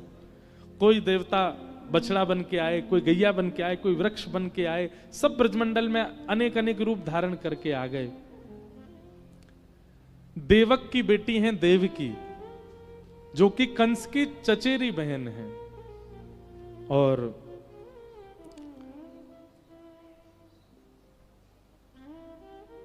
उन देवकी का विवाह वसुदेव जी के साथ हुआ। अपनी बहन, चचेरी बहन को विदा करने के लिए कंस जा रहा था, आकाशवाणी हो गई कि इनका 8वां गर्भ तेरा काल है। और ये सुनते ही उसने उसका जो दिखावा था ना अपनी बहन को विदा करने का, इतना रोने का, इतना प्रेम दिखाने का, वो सारा दिखावा स्पष्ट हो गया। तलवार लेकर के अपनी उसी बहन को मारने लगा जिसको विदा कर रहा था।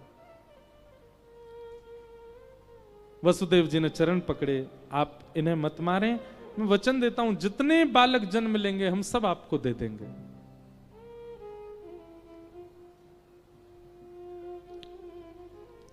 एक ने मुझसे प्रश्न किया कि देवता अगर आकाशवाणी नहीं करते तो देवकी जी का बड़े प्रेम से विदाई हो जाती, और ठाकुर जी जेल में नहीं घर में जन्म लेते, देवताओं ने क्यों अड़ंगा डाला बीच में? क्योंकि कई देवता कंस के इस बहकावे रूप के प्रशंसक हो रहे थे। अरे देखो लोग इस कंस की इतनी बुराई करते हैं, देखो ये तो अपनी बहन को विदा कर रहा है, ये तो अपने बहन के चरण धो रहा है, ये तो अपनी बहन को देखो केवल विदा नहीं कर रहा, कन्यादान करके उसको विदा करने स्वयं रथ हाँक रहा है। तब कुछ विशिष्ट देवताओं ने कहा, बोले इतना महिमा मंडन मत करो इसका, अभी रुको इसका असली रूप दिखाते हैं। तब आकाशवाणी हुई कि जिस बहन के तुम पैर धो रहे हो, जिस बहन को तुम विदा कर रहे हो, जिस बहन के तुम रथ हाँक रहे हो, इसी का 8वां गर्भ काल होगा। तुरंत उसका तो रूप बदल गया, रंग बदल गया, ढंग बदल गया, तलवार निकाली। तब देवता घबराए, बोले नहीं नहीं नहीं, ये तो कंस ही है, राक्षस ही है, ये तो मरना ही चाहिए। 6 बालकों को कंस ने मार दिया। 7वें बालक के रूप में बलराम जी आए। भगवान ने योग माया से कहकर के उनको स्थानांतरित करवा दिया रोहिणी जी के गर्भ में, और कंस को यह पता चला कि 7वां बालक गर्भ में ही नष्ट हो गया, उसका जन्म नहीं हुआ। और अब आने वाले हैं 8वें लाला। भादों का महीना, मंदम मंदम जलधरा, सुंदर तिथि प्रकट हो गई है,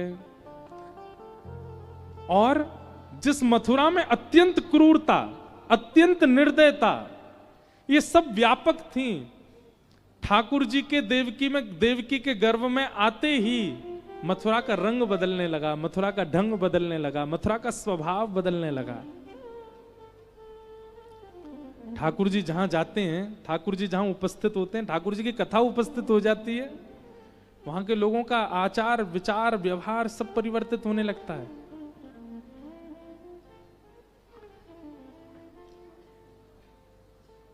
भादों का महीना, अष्टमी तिथि, मंदम मंदम जलधरा, और बिल्कुल मध्य रात्रि,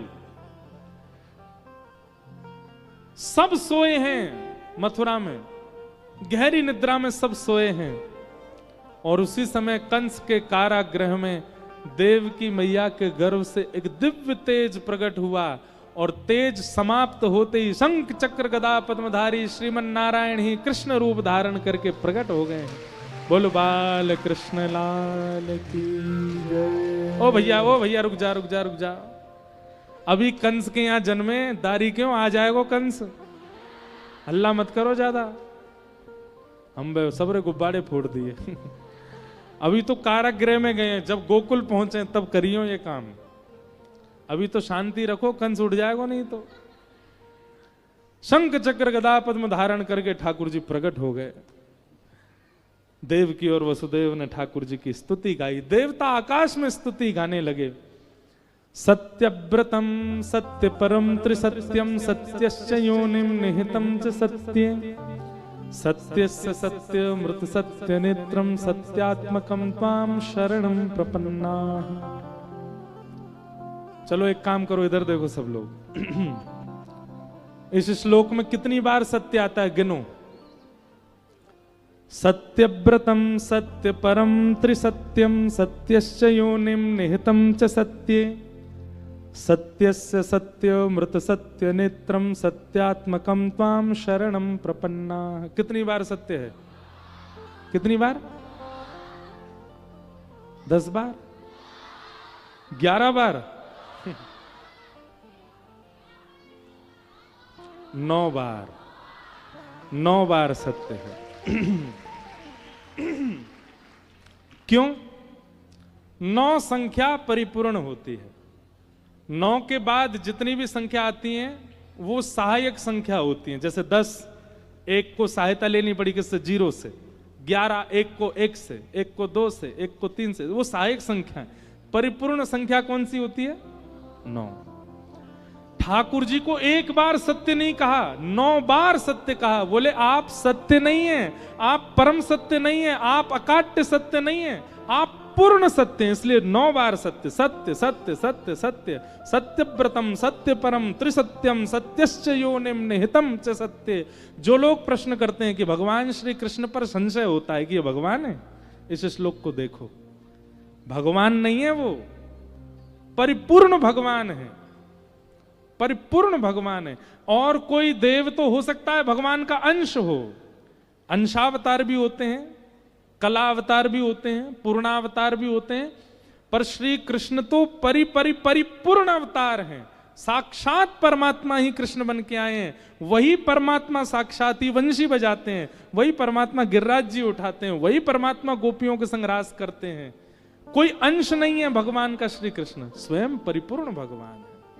ऐसे श्री कृष्ण को हम प्रणाम करते हैं। उनका प्रादुर्भाव हुआ। देव की मैया ने ठाकुर जी से कहा, बोले ये आप तो पिताजी बन के आए हो, लाला बन जाओ। 4 भुजा वाला कौन बालक होता है? ठाकुर जी ने आयुध अंतर ध्यान कर दिए, 2 भुजा अंतर ध्यान किए, नन्हे से लाला बन गए, देव की मैया की गोद में लेट गए। पिताजी को आज्ञा कर दी, पिताजी जन्म लेते ही महाराज कंस मारने आता है, आप हमको एक काम करो, गोकुल पहुंचा दो।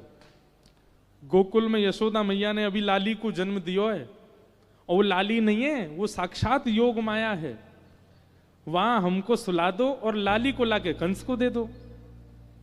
हम 11 वर्ष तक वहां बढ़िया प्रेम पाएंगे, ब्रजवासियों के संग आनंद करेंगे, एक लीला विस्तार करेंगे, उसके बाद आके कंस को मार देंगे। वसुदेव जी बोले वो तो ठीक है, जाएंगे कैसे? हाथों की हथकड़ियां, पैरों में बेड़ियां, इतने सारे ताले, सैनिक सब खड़े हैं। ठाकुर जी बोले यही कारण होता है कि वैष्णव मेरी प्राप्ति नहीं कर पाता। क्या? वो बंधन गिनाने लगता है, मेरे पास ये बंधन, मेरे पास परिवार का बंधन, मेरे पास ये बंधन, मैं कैसे आऊं आपके पास? ठाकुर जी कहते हैं बंधन मत गिनाइए, आ जाइए। बंधन तोड़ने की, खोलने की जिम्मेवारी हम पर छोड़िए, वो हम देख लेंगे कैसे किस बंधन को समेटना है। आप तो केवल शरण ग्रहण करो।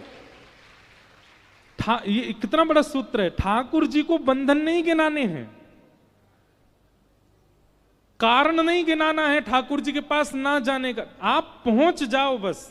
वो कारण बंधन जो कुछ भी था ठाकुर जी देख लेंगे उसको क्या करना है। वसुदेव जी से ठाकुर जी बोले आप हमको गोद में लीजिए, बंधन मत गिनाइए, बाकी जिम्मेवारी हम पे छोड़िए, थोड़ी हम परमात्मा है, हम भी तो कुछ करेंगे। हाथों में हथकड़ियां, पैरों में बेड़ियां, और विश्वास के साथ जैसे ही ठाकुर जी को हाथ में लिया गोकुल ले जाने के लिए, हथकड़ियां खुल गई, बेड़ियां खुल गई, सारे दरबान सो गए, चट चट ताले खुल गए, सब द्वार सारे बंधन खोल दिए ठाकुर जी ने। ठाकुर जी बोले मेरी शरणागति से ये होता है, आप शरण आने से पहले ही बंधन गिना देते हो, वो काम नहीं करना है, चलो अब लेके हमें। और श्री वसुदेव जी महाराज लाला को, अच्छा एक बात, ठाकुर जी ने बात की, ठाकुर जी ने संग चक्र गदा पद्म धारण किए, ये सब स्थिति थोड़ी देर बाद देवकी और वसुदेव के मस्तिष्क से अंतर ध्यान करा दी ठाकुर जी ने। उनको यही लगा कि बालक ही जन्मा था और उसकी सुरक्षा के लिए हम उसको गोकुल छोड़ के आ गए। वसुदेव जी लेकर के ठाकुर जी को गोकुल गए हैं। यमुना जी ने मार्ग दिया, गोकुल पहुंचे। यशोदा मैया के बगल में, वहां भी सब सोए थे। आहा, हे नंद घरा नंद भयो, जय कन्हैया लाल के। बैठे रहो सब लोग, बैठे रहो, अभी रुको, गोकुल आया नहीं अभी तो। अकस्मात प्रादुर्भाव हुआ है श्री वसुदेव जी का, ठाकुर जी को लेके जा रहे हैं। हे नंद घरा नंद भयो, जय कन्हैया लाल की।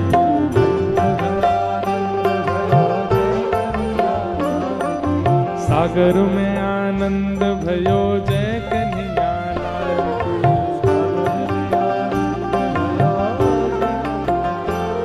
ओ जय कन्हैया लाल की, जय यशोदा लाल की।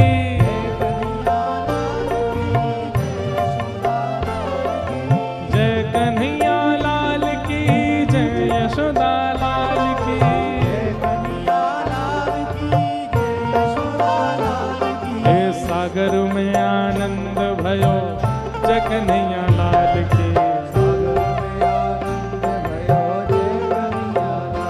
हे नंद घरानंद भयो, जय कन्हैया लाल की।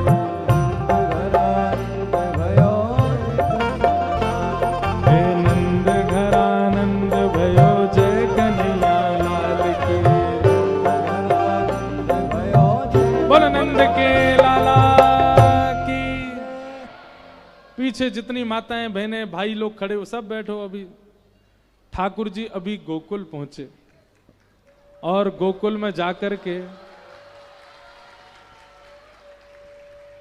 यशोदा मैया के बगल में पौड़ी हुई लाली को उठा करके ठाकुर जी को सुवा दिया। यशोदा जी बैठ जाओ, अभी आप सो रही हैं, सो जाओ, अभी कथा चल रही है और कथा में यशोदा जी सो रही हैं। यशोदा जी सोई थी, बगल में लाली लेकर के वसुदेव जी लाला सुला करके चले गए। जैसे ही कंस के पास पहुंचे वसुदेव जी, उस कन्या को पटक दिया, अष्टभुजी देवी बन गई। कंस को पता चला कि मेरे शत्रु ने जन्म ले लिया है। राक्षसों को बुला करके पूरे ब्रजमंडल में खोज करनी प्रारंभ कर दी। अब यहां कंस को करने दीजिए जो कर रहा, हम चलें गोकुल। मैया 80 बरस के है गई, बाबा 80 बरस के है गए, पर अभी तक लाला नाय भयो। लेकिन भैया अब सब नगरवासीन को लगवे लगी कि नंद बाबा के लाला होए गो। अब तो ऐसा लग रहा हो नंदरानी यशोदा के लाला होए गो। नंदा सुनंदा ने जाकर के जैसे ही देखी यशोदा मैया के बगल में नेक सौ बालक कुल बुलाए रहे हो। नंदा सुनंदा तो बोली, अरे ने देखियो तो चदरिया हटाए कि लाला है कि लाली। सुनंदा बोली, अब जो भी हो संतान होनी चाहिए। बोले ना ना, एक लाला हो, फिर भले ही 7 लाली हो, एक लाला तो हो। बोली क्यों, लाला की तो इतनी इच्छा काहे को है? तो यहां लाला की इच्छा वो नहीं है जो आजकल लोगों को होती है। नंदा सुनंदा क्या कह रही हैं? बोले भैया लाला यहाँ हमारे चाहिए, हम दोनों में भूआ, कल को हम दोनों आमेंगी। हमारे बस्तान ने कौन उठावे को? लाला ही उठावे को। हमारे पाम कौन दबावे को? लाला दबावे को। हमें गुस्सा आवे को, हम कौन पे अपना गुस्सा निकालेंगे पीहर में? भैया ते तो कुछ कह ना सके, भाभी ते कुछ कहेंगी नहीं, वह लाला ये पकड़ो करेंगी, वह के कान मरोड़ेंगी, वह डांटेंगी, वह फटकारेंगी, पूरा अपना अधिकार जमाएंगी, ये हमारे लाला चाहिए। और लाली तो कोमल होवे, लाली पे कैसे हम चिल्लाएंगी, लाली को कैसे डांटेंगी? एक लाला, दोनों ने की हाँ भैया ठीक है, 21 बार हरिशरणम को जाप करो, हे विधाता एक लाला हो ताकि हम अपना अधिकार जमा सकें। हरिशरणम हरिशरणम हरिशरणम कहते भाई जैसे ही चदरिया हटाई महाराज, है गया है गया है गया है गया है गया है गया है गया है गया है गया।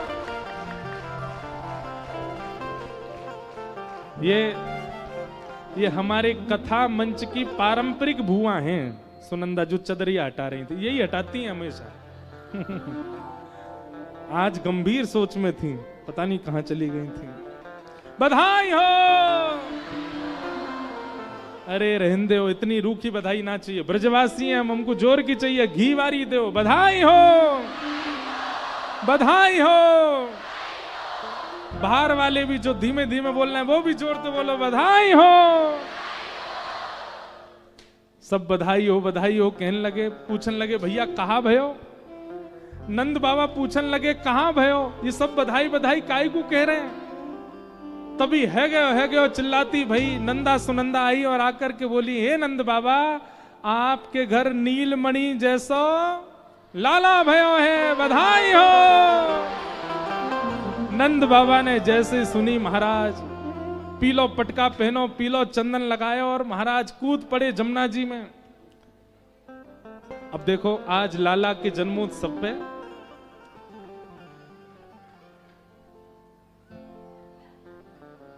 हमारे मध्य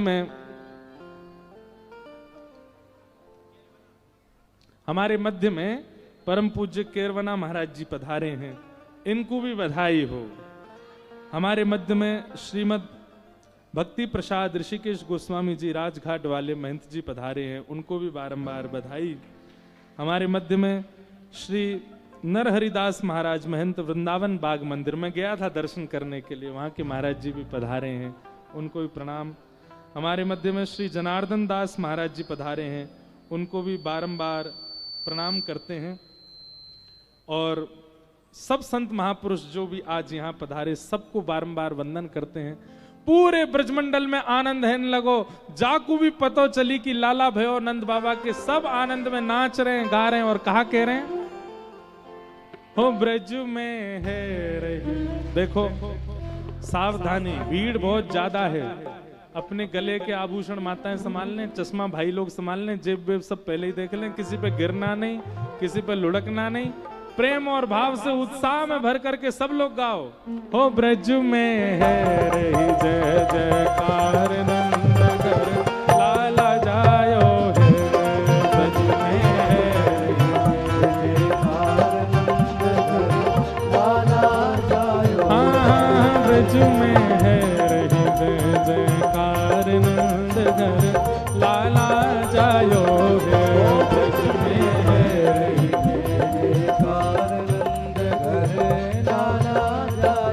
लाला जायो है, नंद रानी ने लाला जायो है, हाँ लाला जायो है, नंद रानी ने लाला जायो है, अरे हाँ लाला जायो है, यशोदा ने लाला जायो है, हाँ लाला जायो है, यशोदा ने लाला। भुजा उठा के कहो, ओ ब्रज में, ये जय हो जोर से होना चाहिए, ओ ब्रज में, ओ ब्रज में, हाँ ब्रज में है रे जय जयकार नंद घर लाला जायो है, ब्रज में है रे जय जयकार नंद घर लाला जायो, ओ ब्रज में है रे जय जयकार नंद घर लाला जायो है, ब्रज में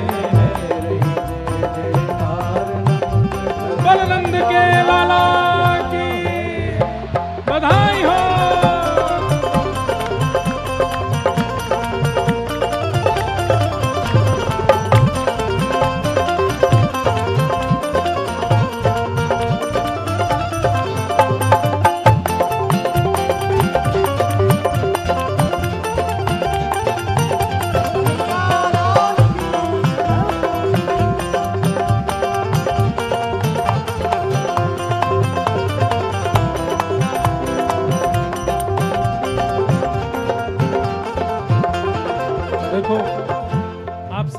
आगे मत आइए, नेक नेक पीछे जाओ।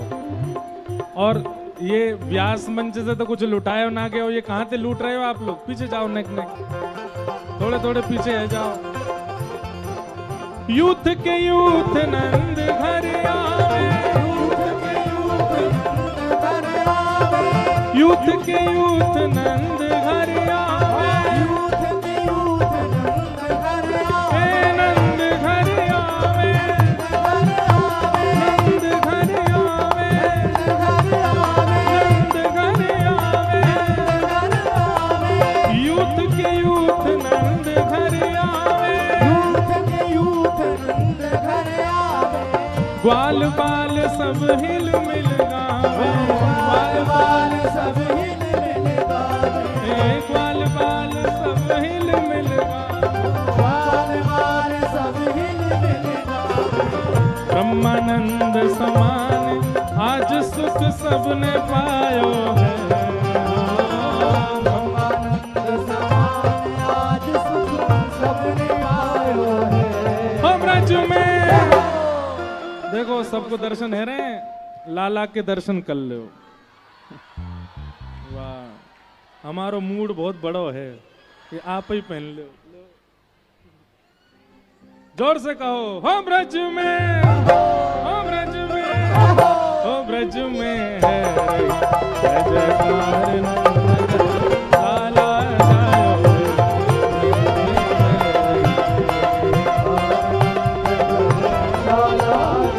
नंद घरा नंद भयो, हे नंद घरा नंद भयो, हे यशोदा के लाला भयो, हे यशोदा के लाला भयो। ओ ऐसो, हाँ ऐसो, ओ ऐसो चटक मटक सो ठाकुर, तीनों लोकन हूँ मैं ना। ऐसो चटक मटक सो ठाकुर, ऐसो चटक मटक सो ठाकुर, तीनों लोकन हूँ मैं ऐसो चटक मटक सो ठाकुर, तीनों लोकन हूँ मैं नाए, तीनों लोकन हूँ मैं नाए,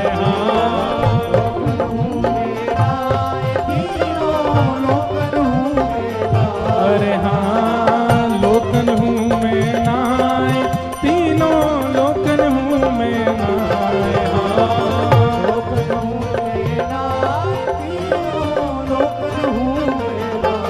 हो ऐसा, हो ऐसा, अभी आना रही है आवाज ने जोड़ते, हो ऐसा।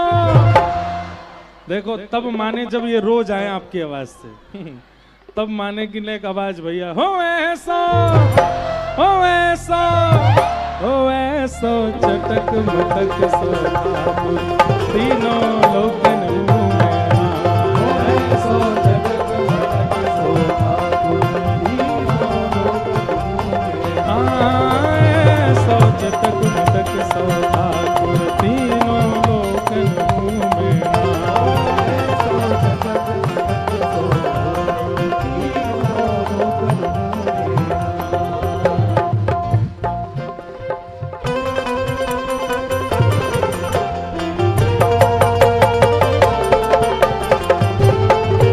श्री राधा रमण लाल की, श्री राधा वल्लभ लाल की।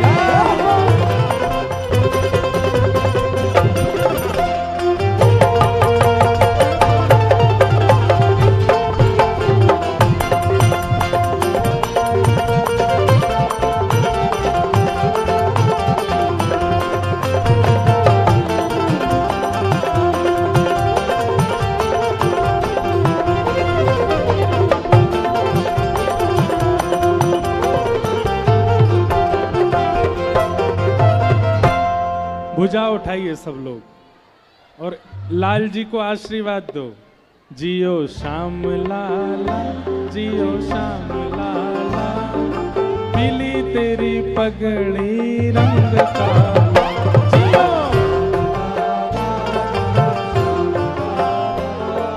पीली तेरी पगड़ी रंग काला, जियो श्याम लाला, जियो श्याम लाला, पीली तेरी पगड़ी रंग काला। जियो श्याम लाला, जियो श्याम लाला, पीली तेरी पगड़ी रंग काला। हे मथुरा से आए नंद लाला, मथुरा से आए नंद लाला, ओ मथुरा से आए नंद लाला। मथुरा से आए नंद लाला। ब्रज की गोपियों से पड़ गया पाला, ब्रज की गोपियों से पड़ गया। ब्रज की देखो, लुटाने में एक चीज का ध्यान रखना, ये आगे वाले कहीं आगे नहीं गिर जाएं, बहुत ध्यान पूर्वक।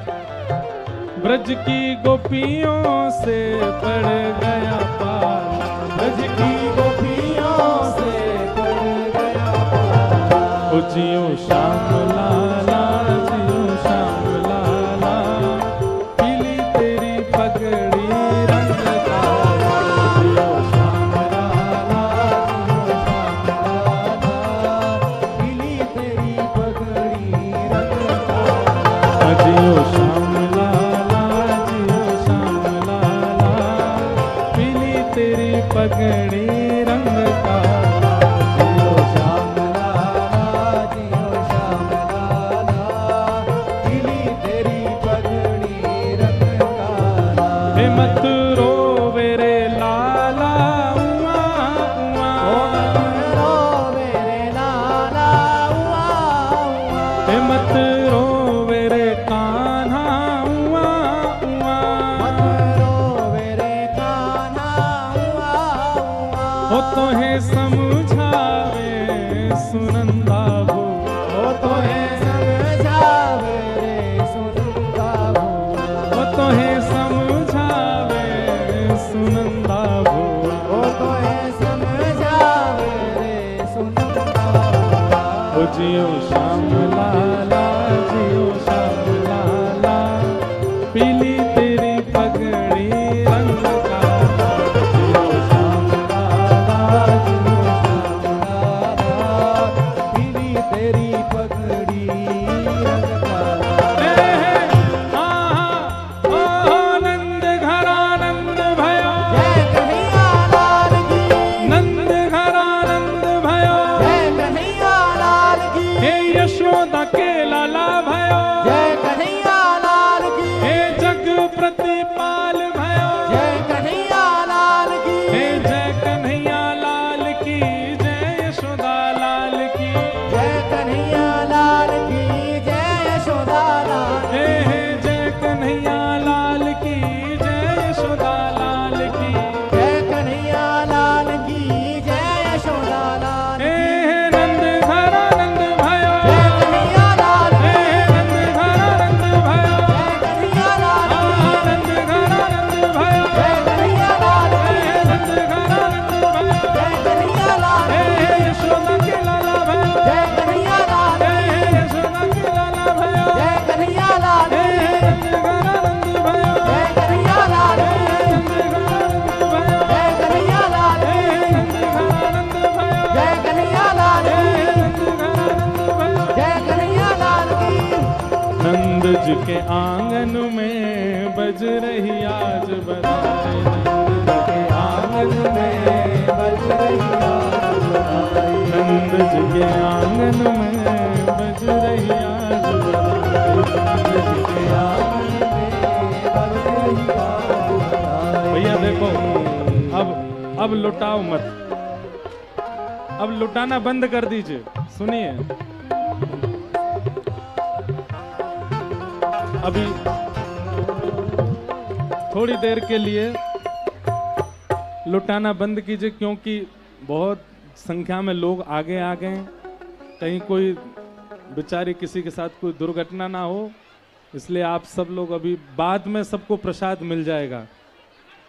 नंद जी के आंगन में बज रही आज बधाई, नंद जी के आंगन में बज रही आज बधाई। यशोदा के आंगन में बज रही आज बधाई। यशोदा के आंगन में बार बधाई लोगों, 100 बार बधाई लोगों, 100 बार बधाई लोगों, 100 बार बधाई लोगों। यहाँ लाखों बार बधाई नंद जी के आंगन में बज रही आज बधाई।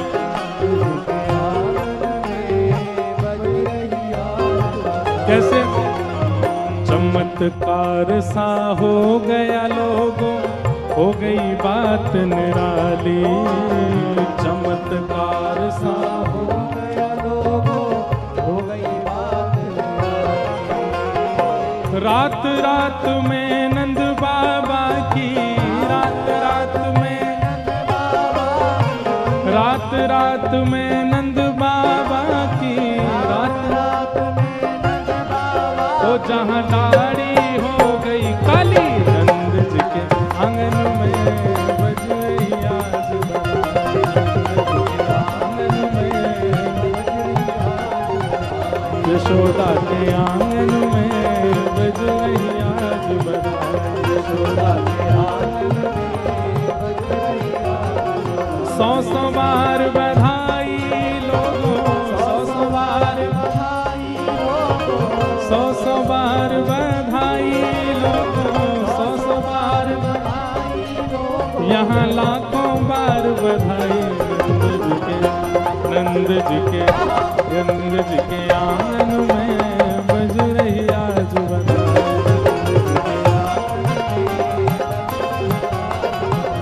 यशोदा के आंगन में बज रही आज बधाई। यशोदा के आंगन में बज रही आज बधाई।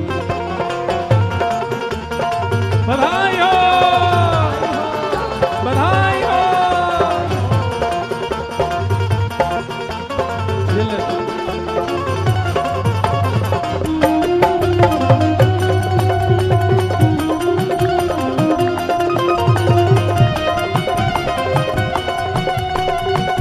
नंद के लाला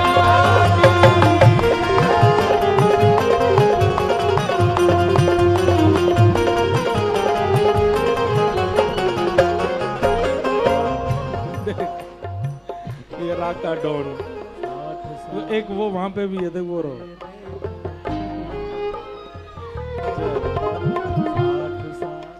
60 साल के बूढ़े देखो हो गए आज जवान। 60 साल के बूढ़े देखो, हो गए आज जवान। 60 साल के बूढ़े देखो हो गए आज जवान। 60 साल के बूढ़े देखो, हो गए आज जवान। कैसे नाचे कूटे धूम मचावे, नाचे कूदे नाचे कूदे धूम मचावे, नाचे कूदे धूम मचावे, और गावे मीठी तान नंद जी के, नंद जी के, नंद जी के आंगन में बज रही आज बधाई। यशोदा के आंगन में बज रही आज बधाई। हे नंद घर आनंद भयो, नंद घर आनंद भयो, हे सागर में आनंद भयो, हे नंद घर आनंद भयो, हे नंद घर आनंद भयो, हे नंद घर आनंद भयो, हे नंद घर आनंद भयो, आनंद घर आनंद भयो। जय जय श्री राम, जय जय श्री राम, जय जय श्री राम।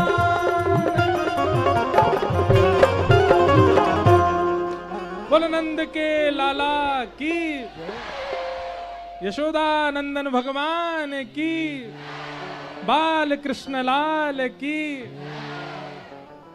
सागर के श्री अटल बिहारी लाल की, श्री राधा वल्लभ लाल की, श्री द्वारिकाधीश की, लाला के बाबा की, बाबा के लाला की, लाला बाबा दोनों की जय जय श्री। बधाई हो, बधाई हो, बधाई हो। आप सबन को बधाई, मंच पर विराजमान सब संतन को बधाई, हमारे कथा के मुख्य यजमान दोनों दंपति को बधाई, इनके पूरे परिकर को बधाई, सागरवासी इनको खूब खूब बधाई हो, और आप सबकी तरफ से हमको भी बधाई। कल पुनः मिलेंगे बंधुओं। कल प्यारे गिरधर लाल जी भी आएंगे कथा में, और यहीं से ही उनका दर्शन आप सब लोग कर लीजिएगा। आप सब लोगों को बारंबार प्रणाम करते हुए आज के नंदोत्सव का विश्राम करते हैं, और कल समय इसी समय से कथा का प्रारंभ होगा। सबको जय श्री कृष्ण, जय श्री कृष्ण, जय सिया राम, जय श्रीमन नारायण, जय जय श्री